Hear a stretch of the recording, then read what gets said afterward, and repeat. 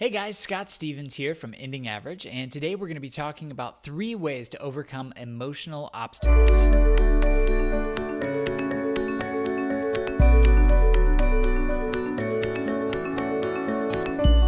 Today I'm going to be sharing 3 ways to overcome emotional obstacles, and I use these all the time to get through, and I can't tell you how much freedom that it's brought me using these. So I'm excited to share them with you today. So these 3 methods are great for all kinds of things. I've used them to get through issues with depression, issues with confrontation in relationships, unmet expectations, anything like that. They're really great whenever you are having an issue with someone else, or if somebody did something to you knowingly or unknowingly, how you can help process it internally to make it through, or to get through it as quickly as possible so that you can start progressing forward again. The first of these 3 ways is to understand that you can't control anyone.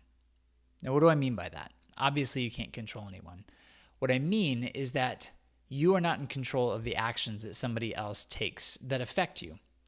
What you are responsible for is your reaction to their action, but you have to come to understand that you can't control anyone. You can't control what happens to you. You can't control what somebody chooses to do to you, say to you, how they choose to treat you, that sort of thing.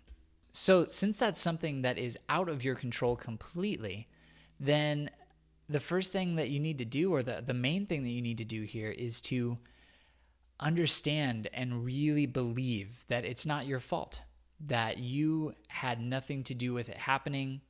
You can't hold it against yourself, because it's not your fault. Somebody else took that action. What somebody else did to you should not continue to control you or hold you down to keep you from moving forward.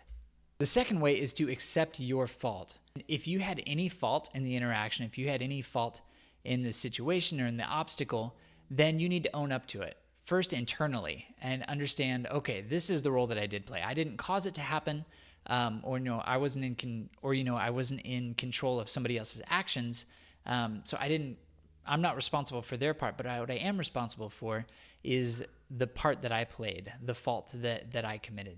So the first thing that you need to do is forgive yourself for doing that, for having that fault, for making that mistake. The second thing that you need to do, if it takes place with someone else, is to reconcile with that person. If it's someone you know, if it's a relationship, just go to them and apologize. Say, hey, I'm sorry. I did not mean to act this way. I didn't mean to do this. Basically, just own your part. Whatever you need to do to have that confrontation and bring reconciliation through it to a relationship. And if it's somebody that you don't know completely, just accept your fault in it, internalize it, understand what part you played, so that next time you can choose not to engage in it or not to make that same mistake again. So the third thing is that when you encounter an emotional obstacle, your response is up to you. That's the only part of the interaction or of the obstacle that's standing in your way that you can actually control. You can't control other people, and you need to own your fault that you had in the interaction or in the event. But the only thing you can control is your response. And that's where the power comes in, because if you can own up to that and choose not to blame someone else for what happened, to just accept it, accept your fault in it, understand that you're not to blame, and then take action, take responsibility, and choose from that moment forward to make a change, to move forward, to progress. This part is in your control, because ultimately, who you are is completely up to you. You can't live life, and you shouldn't live life. And honestly, you're probably not living life if you're blaming other people for things that happen to you or for emotional obstacles you're experiencing inside. So I invite you to step out of that, to choose today to be someone great, to be the person that you want to be, because who you are is up to you. It wasn't your parents' choice. It wasn't your siblings' choice. It wasn't anyone else's choice. It was yours. And it is yours.